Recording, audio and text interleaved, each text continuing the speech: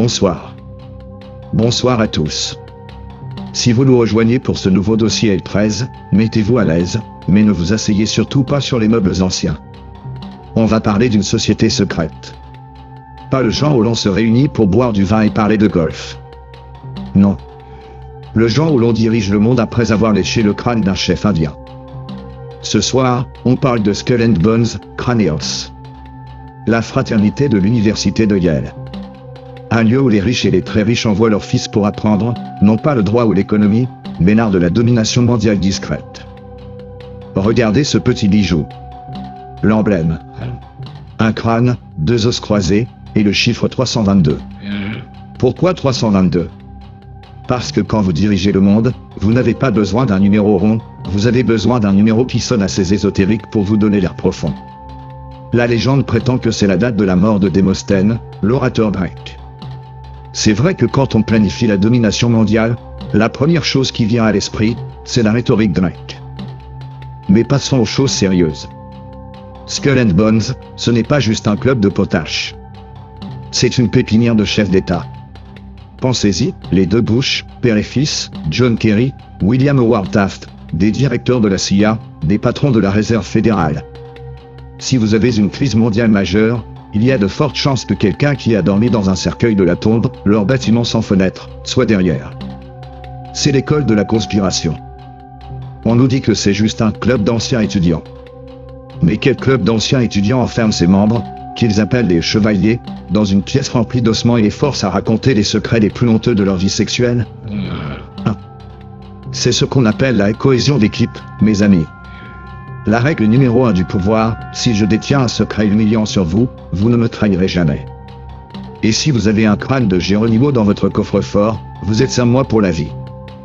Oui, parlons-en, du crâne. La légende la plus délicieuse, les membres, dont Prescott Bush, le grand-père de George W., auraient dérobé le crâne de Geronimo, le chef Apache, d'une tombe militaire pendant la Première Guerre mondiale. Le crâne serait toujours exposé dans le temple de la tombe. Est-ce vrai ? L'université nie. Mais avouez, une organisation qui se nomme Craneos et qui ne volerait pas de crâne de figure historique pour un rituel bizarre, ce serait franchement décevant. C'est le niveau minimum d'engagement dans l'obscurantisme. Le vrai pouvoir de Skull and Bones n'est pas magique, il est relationnel. Chaque année, il ne recrute que 15 nouveaux membres. 15. C'est moins qu'une équipe de football universitaire qui a échoué à la saison.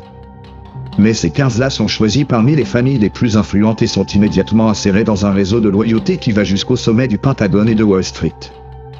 Quand vous êtes Boltzmann, vous n'avez pas besoin de faire du réseautage. Quand vous êtes un Boltzmann, la porte du bureau ovale est déjà ouverte. La question n'est pas « qui dirige le monde ?», mais « qui a partagé son secret d'enfance le plus gênant dans une pièce sombre, entourée d'ossements ?» Et regardez le timing. Ils sont fondés en 1832. Une période où les élites se disent « nous sommes trop visibles ». Faisant des rituels ridicules dans des robes pour nous assurer que nous restons bien secrets, et que seuls nos enfants puissent nous rejoindre. C'est le privilège génétique, mais avec des crânes en décoration. Le complot n'est pas dans le rituel en lui-même. C'est dans le réseau de solidarité absolue. Si un Boltzmann se fait attraper la main dans le sac, que ce soit la CIA ou la crise financière, un autre Boltzmann est là pour le sortir du pétrin, pour le placer sur un conseil d'administration bien payé, ou pour lui offrir une vice-présidence. C'est le syndicat du crime en cravate et costume bien coupé.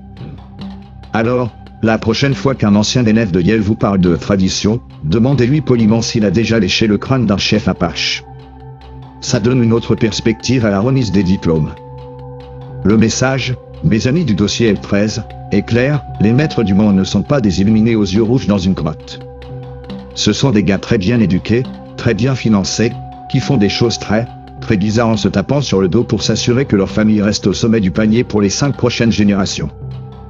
Sur ce, allez vérifier si vos voisins n'ont pas une brique sans fenêtre dans leur jardin. On ne sait jamais.